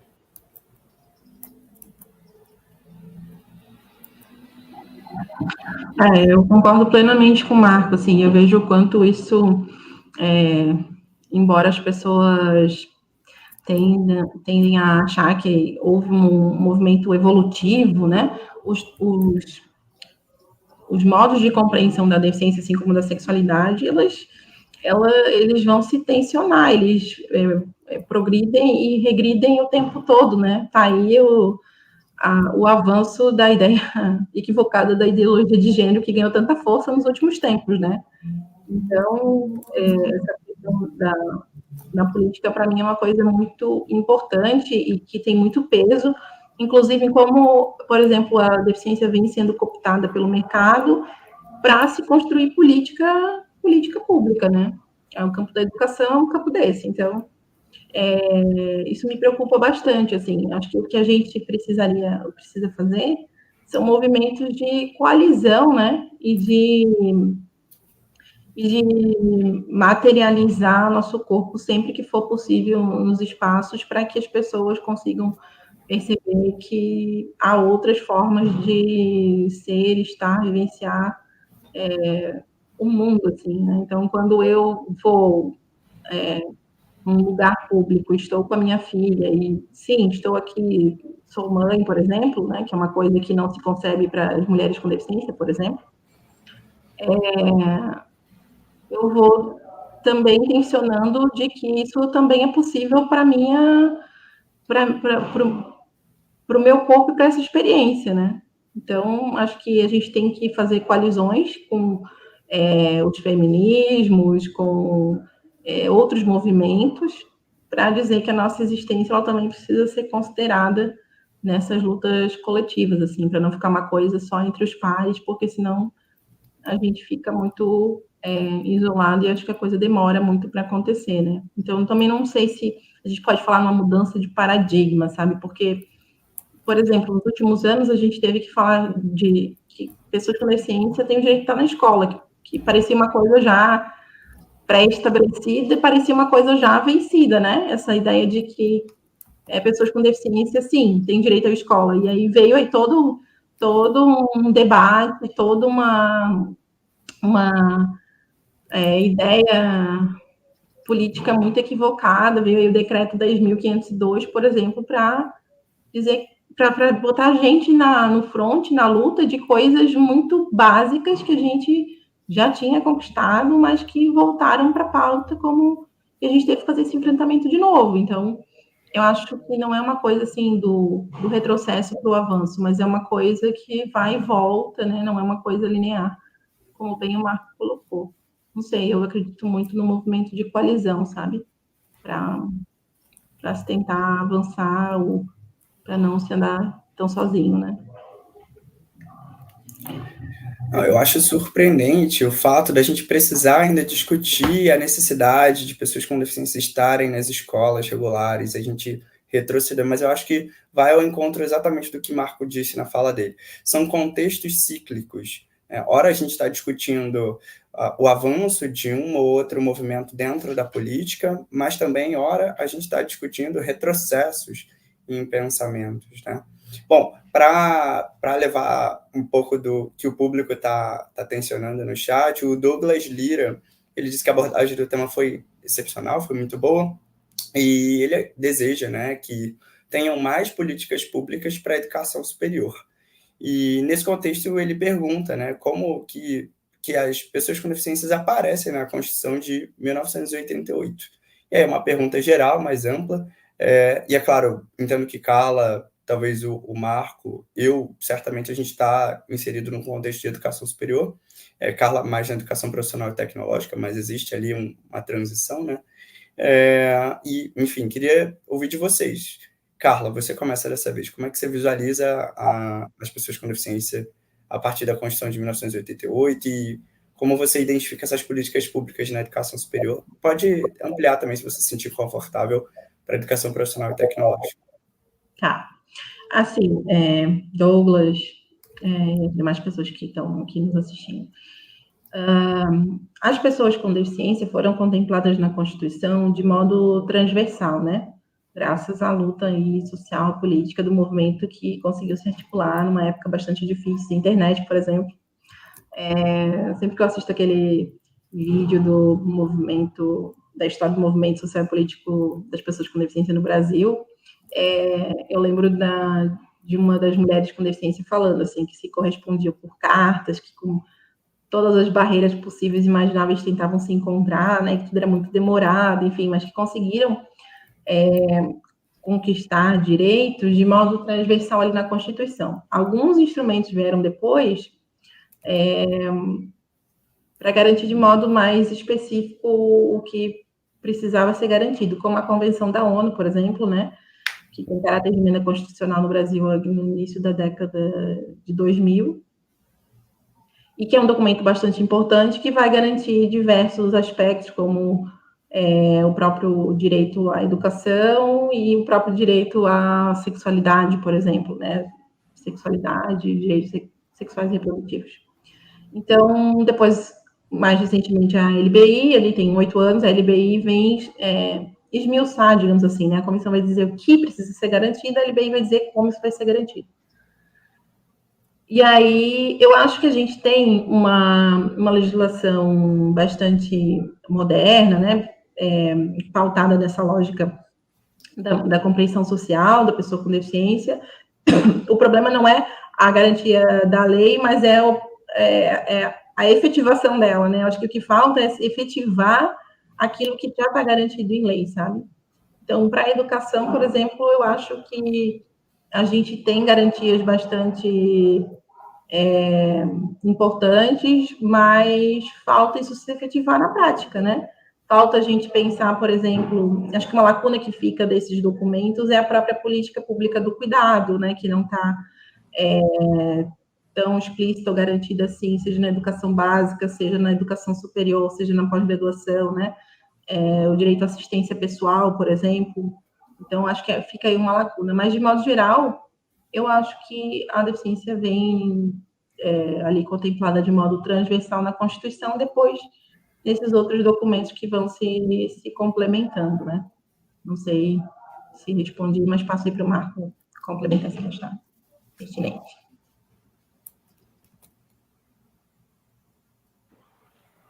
Gente, agradeço, né, a pergunta do Douglas, né? Eu acho que, pegando um pouco esse gancho da Carla, se a gente for olhar estritamente para a Constituição Federal, você não tem uma explicitação desse sujeito coletivo da pessoa com deficiência no texto original da Constituição Federal.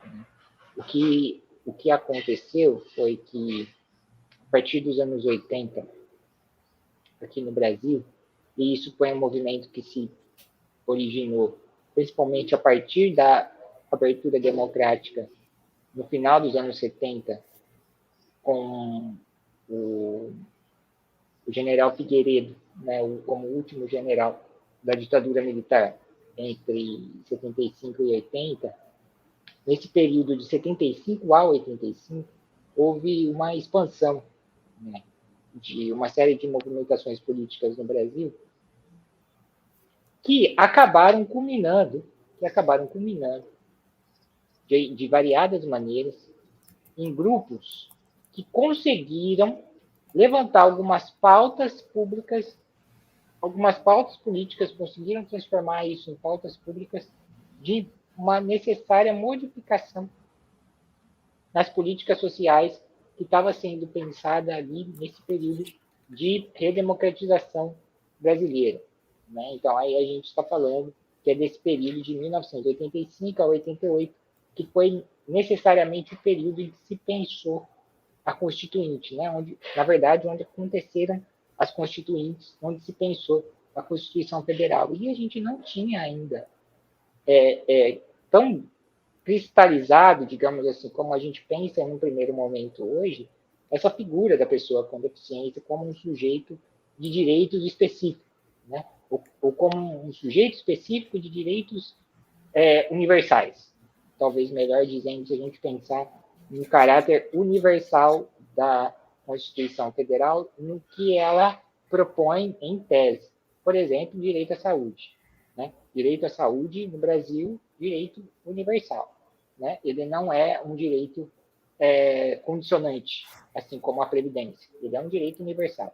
Você contribuindo ou não para o Estado, você tem direito a um tratamento público de saúde. Né? Isso é uma garantia da Constituição Federal. E o que eu vejo, né, inclusive das discussões políticas, dos movimentos sociais, como a Carla mencionou, que participaram, dos ativistas que participaram e depois depuseram sobre essa mobilização, e enquanto pessoas com deficiência estavam imbuídos numa produção muito maior do que o próprio movimento específico, de uma produção, de um mecanismo, de uma garantia virtual de direitos, como é o caso da Constituição Federal, aí a gente tem uma condição, por exemplo, de ver aonde que esses ativistas conseguiram apontar algumas coisas que foram para a Constituição. Por exemplo, a questão do transporte, né? A questão da ideia do acesso. Se você for olhar na Constituição Federal, você não tem a palavra acessibilidade, porque a palavra acessibilidade também é muito recente. Mas o que estava muito em voga na época, nos anos 80, era a ideia de acesso. Acesso à saúde, acesso à educação, acesso à cultura, acesso ao lazer. E, obviamente, como a Carla colocou, outras coisas vieram sendo acopladas nesses direitos do acesso. Por exemplo, a questão do acesso a direitos reprodutivos e sexuais, né? E outras dimensões. Né? Então, a Constituição Federal, ela, apesar de não falar originalmente nas pessoas com deficiência, ela tem uma série de proteções e dispositivos que depois, para compor legislações específicas para as pessoas com deficiência, como é a LBI, a Lei Brasileira de Inclusão, que a Carla mencionou, são pautados na Constituição Federal. Né? Então, tudo que a LBI diz, especificamente a pessoas com deficiência, é porque, virtualmente, as pessoas com deficiência são consideradas como todo e qualquer cidadão brasileiro. Né? Então, isso é importante da gente colocar. Por quê? Porque as políticas específicas para determinadas populações, elas estão pautadas por um princípio universal, né, em teoria, de que todas as pessoas, independentemente de cor, de credo, de posição social, de tipo de corpo, de idade, de gênero, elas têm esse direito garantido de ter acesso a determinadas políticas públicas e determinados serviços. Esse é um ponto. Ao mesmo tempo, é também o reconhecimento de que determinados tipos de populações precisam de condições específicas para acessar esses direitos que são universais. Então, é por isso que a gente confunde, muitas vezes, essa questão do universal, do particular, etc.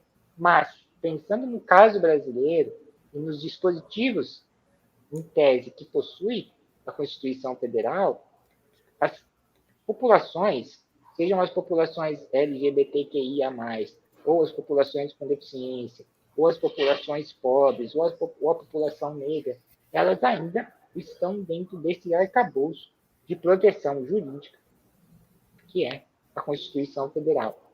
Agora, uma outra questão é o que esses movimentos e essas diferenças que não estavam, de certa maneira, nomeadas como tais na Constituição Federal, o que elas vão, ao longo do tempo, exigir e propor, e como que vão ser vistas as modificações propostas por esses grupos a partir da própria promulgação da Constituição Federal. E eu acredito que a gente tem passado por esse momento, né? Por onde a gente já passou por muitas crises políticas nos últimos anos, mas ainda a gente não pensou em nenhum momento numa reconfiguração ou numa outra constituinte. Obviamente, em alguns momentos já se foi dito isso nos últimos anos, mas, por enquanto, isso ainda não acessou, né, os grandes centros de mudança política e institucional no Brasil. Né? Mas talvez pode ser que em um determinado momento isso seja necessário, para além dos dispositivos específicos de acesso e acessibilidade ou de direitos que a gente tem para algumas populações consideradas minoritárias. Muito obrigado, pessoal. Eu acho que é super interessante olhar do ponto de vista da Constituição Federal, porque ela, né, a nossa Carta Magna aqui, determina que vai oferecer algumas diretrizes para leis complementares. Eu acho que do ponto de vista da educação superior, algumas leis complementares que podem ajudar a gente um pouco a entender como essas políticas são encenadas nos nossos contextos, são o Plano Nacional de Educação, que vai findar agora em 2024, né? Então é uma lei que traz diretrizes e metas, inclusive que oferecem subsídio para pensar a educação especial, que é uma modalidade de outra lei, né, que é a Lei de Diretrizes e Bases de Educação, e que abarca o público-alvo da educação especial, composto por pessoas com altas habilidades, superdotação, transtornos globais de desenvolvimento e as pessoas com deficiência. Então, esse corpo jurídico, né, de metas, diretrizes e que também afetam a educação superior, podem sim oferecer um indicativo. Então, se você, Douglas, ainda tem alguma dúvida de como essas pessoas estão sendo atendidas ou políticas públicas que possam ser consistentes para garantir o acesso, a permanência e o êxito nas trajetórias escolares desses sujeitos, dá uma olhada no monitoramento do PNE, que é divulgado, salvo engano, com a periodicidade de cada 3 meses, enfim. Mas é disponível no site do INEP, então dá uma olhada lá, porque você vai ver os dados como eles foram sendo coletados e publicitados para que a gente tenha acesso e possa promover transformações dentro dos nossos contextos educativos, sobretudo na universidade. Vou passar aqui para a pergunta da Luísa Mendes. Temos mais uma pergunta. Ela ficou muito impactada, aparentemente, com a fala de vocês sobre os atravessamentos dessas ondas conservadoras e também o universo da sexualidade das pessoas com deficiência. Ela queria saber como que vocês percebem que esses movimentos impactam na vida de pessoas com deficiência, em especial nas escolas, né? E aí eu queria entender um pouco como que vocês visualizam isso no cotidiano de vocês. Como que esses movimentos conservadores atravessam esses marcadores. Começamos agora, então, com Carla, pode ser? Vamos lá, Carla, contigo. Pode ser, Pedro. Eu percebo com muita preocupação, muita preocupação o impacto desses movimentos conservadores, não só em relação à deficiência, né, mas como em relação à sexualidade, em relação à própria educação em si, né. Eu vejo com muita preocupação essa ideia do homeschooling, por exemplo, né, eu vejo com muita preocupação essa afirmação infundada na ideologia de gênero, e acho que isso vai impactando negativamente, vai obstruindo a participação de pessoas de um modo geral nas políticas, e também vai interferindo no modo como a gente faz educação, né? Então, eu vejo com muita preocupação e vejo que é aquilo, como tanto quanto a compreensão da deficiência, ela não foi amplamente resolvida nesse sentido de que os modelos se tensionam, né? Também vejo que aquilo que a gente pensa sobre educação, sobre sexualidade, também caminha nesse trajeto que não é linear, né? Que não é evolutivo, como o Marco aí bem colocou, né? Acho que a gente vai vivendo situações em que as forças vão se tensionando mais para um lado e mais para o outro, e a gente vai tendo que fazer ou mais esforço ou menos esforço, dependendo daquilo que tem poder, digamos assim, né? Então, a gente teve que batalhar nos últimos 6 anos, batalhar muito mais para afirmar coisas que pareciam muito consolidadas, né? Sobre deficiência, sobre sexualidade, sobre educação, e mais do que em outras épocas anteriores em que as coisas estavam um pouco mais... vou usar a palavra tranquilas, mas não é bem tranquilas, tá? Mas que se tinha mais abertura para discutir as coisas de modo mais progressista, digamos assim, né? De modo mais aberto, enfim. Então, eu vejo com muita preocupação esses avanços desses movimentos conservadores, assim. Eu acho que isso tudo vem para reiterar discursos bastante misóginos, capacitistas, né, homofóbicos, e aí eu vejo com muita preocupação, assim. O próprio homeschooling, que parece algo que tem a ver só com educação, mas que está totalmente relacionado a questões de gênero, né? Quem são as pessoas que vão ficar em casa ensinando os filhos, né? São, de novo, as mulheres que vão ficar no lar, que não, enfim, que vão ocupar uma determinada posição nessa relação heteronormativa, sabe? Então, acho que são movimentos que me preocupam, assim, que a gente vai ter que lidar, né? Por exemplo, eu estou aqui no Instituto Federal e a gente tem dentro do Instituto Federal um movimento de estudantes que seguem essa lógica dos movimentos mais conservadores. Então, é sempre uma tensão, digamos assim, né? É sempre um campo em disputa, mas a gente tem que resistir aí enfim, é muito preocupante, assim, é muito preocupante. E a gente tem que aproveitar brechas como que a gente vive agora para consolidar, para reafirmar determinadas coisas, né? Então, que ideologia de gênero não existe, sabe? Que nunca existiu português, sabe? Aquela coisa que parece absurda e óbvia, mas que a gente vai ter que dizer e aproveitar que a gente agora tem um momento um pouco mais propício para que a gente construa determinadas coisas, né?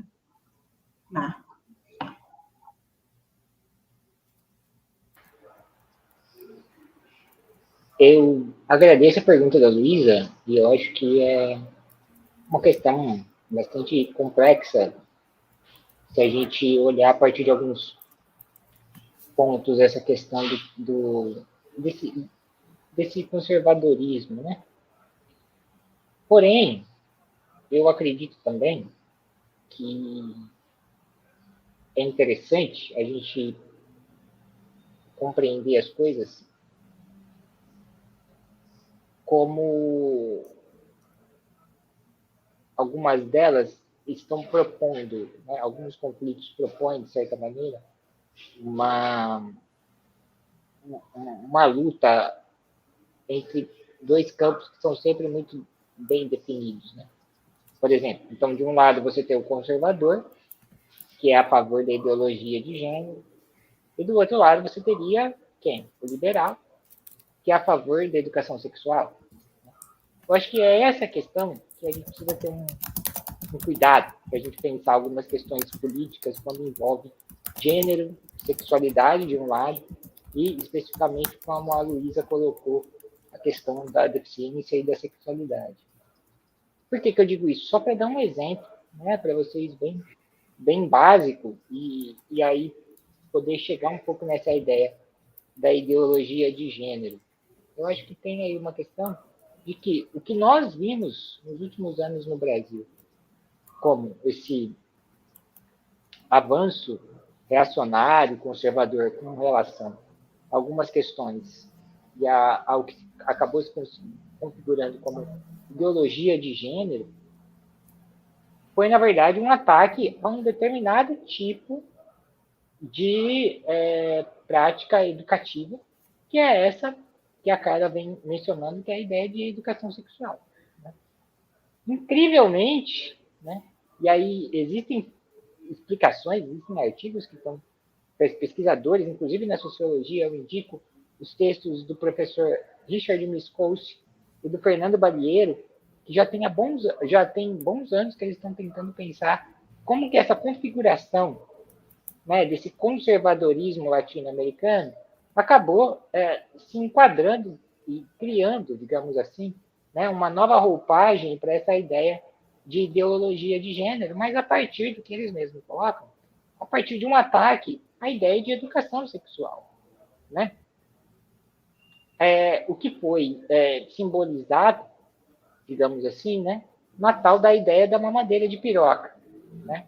Esse foi o grande símbolo que gerou, digamos assim, um alerta a essas camadas que nós estamos chamando aqui de conservadoras, reacionárias, etc., mas que, na verdade, elas estão indo muito além do gênero. Elas também estão indo muito além da sexualidade. Por quê? Eu não sei se vocês lembram, mas nessa mesma época, e até mesmo como um desdobramento disso, existia a ideia da escola sem partido. Escola sem partido. Na verdade, o Escola Sem Partido foi o grande catalisador desses movimentos posteriores de proibição de uma certa sexualização que estavam acontecendo das crianças por parte de professores nas redes de ensino brasileiras, principalmente na rede pública. Né? Por quê? Porque isso serviu, né? Disparou um alarme, gerou um pânico moral em que essas pessoas começaram a ver os professores como pessoas que estavam incentivando a sexualidade de crianças ao mesmo tempo que eram comunistas. Né? Então, houve aí uma pasteurização de identificações aí muito complicadas, né, na história recente do Brasil e que geraram todo esse pânico contra a doutrinação das crianças nas escolas pelos professores e pelas professoras e uma doutrinação que partia principalmente a partir de um lado que, para esses conservadores, não é visível, que é o que eles tentam trazer à tona, que é a sexualização das crianças. Né?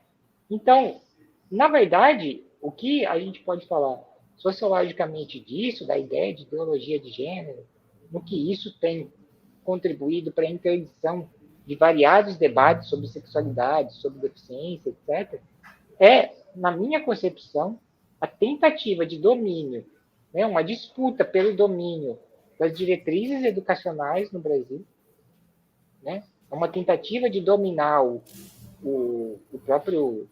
a própria forma de ensino, para dominar as bases curriculares e tudo mais. Né? E também, principalmente, utilizando a figura da criança, né? Da criança e do adolescente como aquele ser inocente, como aquele ser angelical, que precisa ser protegido de todo e qualquer ameaça.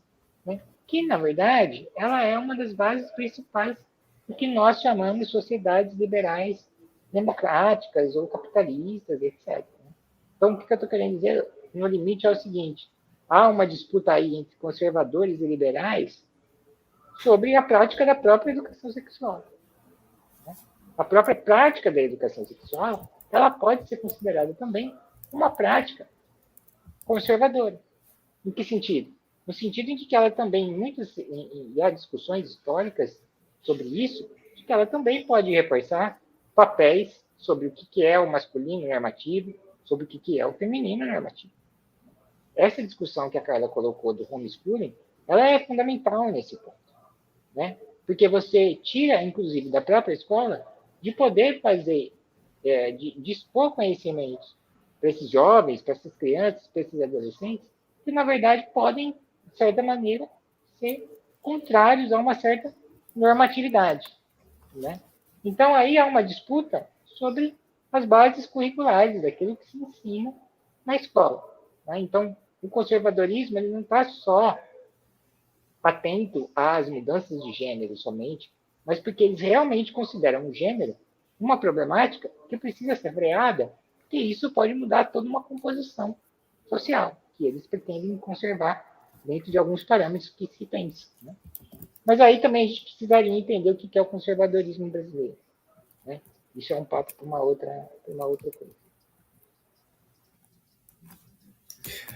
Bom, eu acho que fica o convite para a gente conversar sobre o conservadorismo brasileiro, porque certamente é papo de uma live inteira e talvez a gente não consiga chegar lá. Mas o que eu achei bastante interessante, antes da gente seguir para o próximo momento, é que tanto você, mas principalmente na fala da Carla, essa ideia do homeschooling aparece como uma preocupação, né? Sobretudo na performance do sujeito com deficiência, dentro das escolas, dos ambientes educativos, mas também do exercício da sua sexualidade, do seu condicionamento social, enfim, da sua performance social. Isso é algo que, para mim, é muito caro, né? Porque, como o Marco trouxe na sua primeira intervenção, eu visualizo do ponto de vista da gramática, da política, né? Ali resgatando o Bergstein, que a gente tem muitos discursos e muitos conceitos sendo apropriados, tanto por um lado mais progressista, mas sobretudo por um lado mais conservador. Então, do ponto de vista desse lado conservador, dizer que, por exemplo,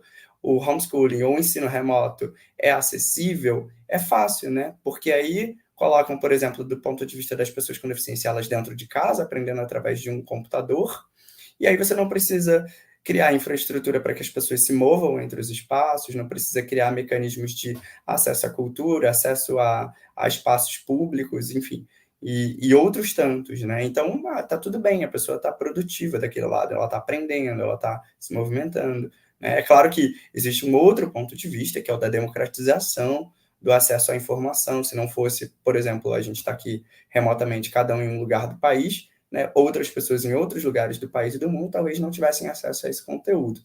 Mas é claro que a gente não pode ver tudo só por um lado único do mundo de Poliana, a gente tem que tentar compreender quais são essas tensões que estão presentes nos discursos e nas apropriações desses discursos. Né? Então, acho que a fala tanto de Marco quanto de Carla foi primorosa, no sentido de trazer para a gente uma percepção do que tem acontecido no cenário, né? Tanto dos marcadores de gêneros e sexualidades, quanto principalmente os das pessoas com deficiência, como exercício da cidadania dessas pessoas também está condicionado à performance sexual e de gênero delas. Para finalizar, é claro, a gente tinha um terceiro convidado, Pedro Fernandes, no início da live eu falei que ele viria, que ele não poderia vir, na verdade, e aí, por não vir, ele se desculpou fortemente, ele mandou um vídeo. E aí, Pedro, fala pra gente quem você é e conta um pouco, enfim, dessa tua história e como que você é atravessado por essas questões, né, de gênero e sexualidade. Que infelizmente não consegui estar presente com vocês na live porque eu estou em outra atividade, mas eu vim aqui dar minha contribuição para essa live. Primeiro eu vou fazer minha autodescrição. Eu sou um homem branco, de barba preta e cabelos pretos e olhos pretos. Estou vestindo uma blusa preta com um desenho de uma caveira com uma rosa. E eu vim aqui falar da importância dos nossos corpos com deficiência estarem no mercado, no mercado audiovisual, no mercado do teatro, por exemplo. Eu sou ator de formação, eu tenho 31 anos e ao longo desses 31 anos eu venho galgando aí um espaço dentro do mercado que é de ter espaço para o corpo com deficiência em todas as esferas. A gente vê muitas dificuldades, apesar de termos leis que garantem o nosso direito. A gente tem a LBI, que é a Lei Brasileira de Inclusão, que é a Lei 13.146, que é a lei que garante que a gente tem direito ao mercado de trabalho, acesso à saúde, à educação, mas a gente ainda vê um sistema muito precário em relação aos corpos com deficiência. A gente precisa muito naturalizar esse debate. E eu, como assistente social, artista, eu venho galgando esses debates por onde eu passo para entender a importância, fazer as pessoas entenderem, na verdade, a importância da naturalização dos corpos com deficiência, tanto na arte, tanto no sistema de saúde, na rede socioassistencial. A gente precisa naturalizar o debate dos corpos com deficiência. Eu atualmente estou fazendo um espetáculo aqui no Rio de Janeiro que a gente fala abertamente sobre a sexualidade e o mundo da diversidade do corpo e da sexualidade das pessoas com deficiência. Eu me entendo como um homem cis gay e eu vejo muito que ainda há um tabu da gente falar sobre a sexualidade do corpo com deficiência, dentro do nosso sistema, dentro da nossa rede de apoio, dentro da nossa rede de amigos. E ainda tem esse tabu de se relacionar com o corpo com deficiência. Então, eu venho num trabalho que eu estou fazendo atualmente, chama Meu Corpo Está Aqui, com um grande elenco, todos os atores com deficiência. A gente vem galgando esse espaço para naturalizar esse debate da sexualidade, do corpo com deficiência. Então eu convido a vocês a acompanharem o Instagram da peça, Meu Corpo Está Aqui, e o meu Instagram também, Mundo Pedro Fernandes, que lá eu trago vários debates e discussões sobre o corpo com deficiência, a naturalização desse corpo e como a gente deve abordar de forma natural e precisa a vivência desse corpo com deficiência. A gente precisa criar rede de apoio para pessoas com deficiência. Eu sempre tive apoio da minha família, dos meus amigos, mas a gente sabe que a realidade no Brasil não é assim. A gente sabe que a gente precisa criar rede de apoio, criar políticas públicas e cobrar o cumprimento da Lei Brasileira de Inclusão, que é a Lei 13.146. Então, a reflexão que eu quero deixar para vocês é essa, e de entender a importância de naturalização desse corpo com deficiência e entender que a gente é muito mais do que pensam que a gente é e a gente pode alcançar muito mais espaços do que imagina. Muito obrigado pelo espaço.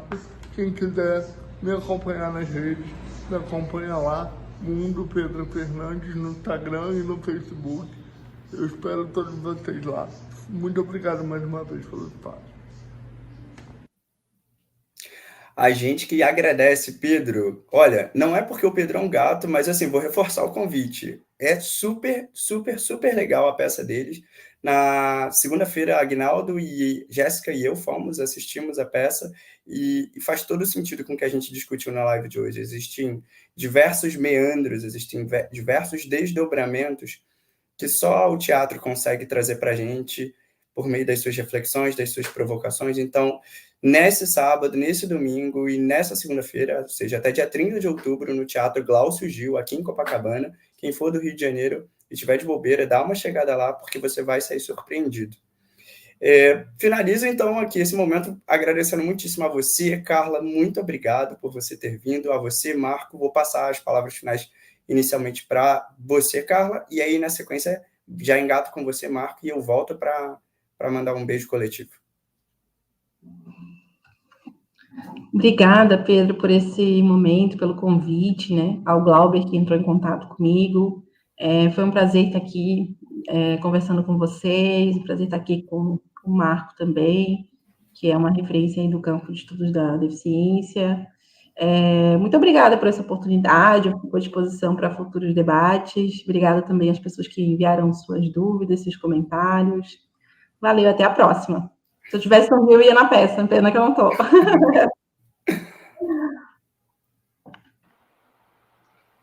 Gente, eu que agradeço o convite mais uma vez, obrigado.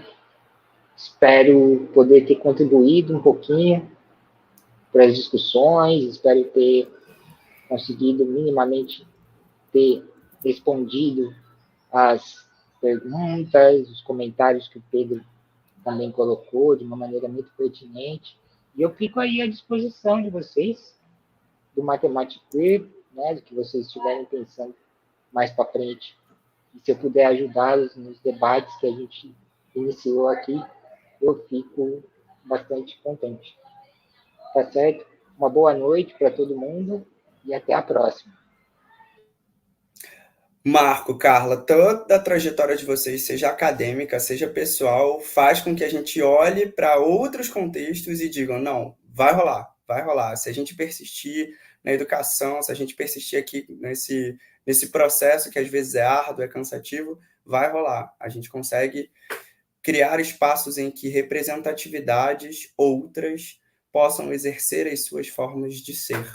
E vocês ajudam a gente a refletir isso. Muito obrigado por vocês não terem desistido e estarem onde vocês estão hoje.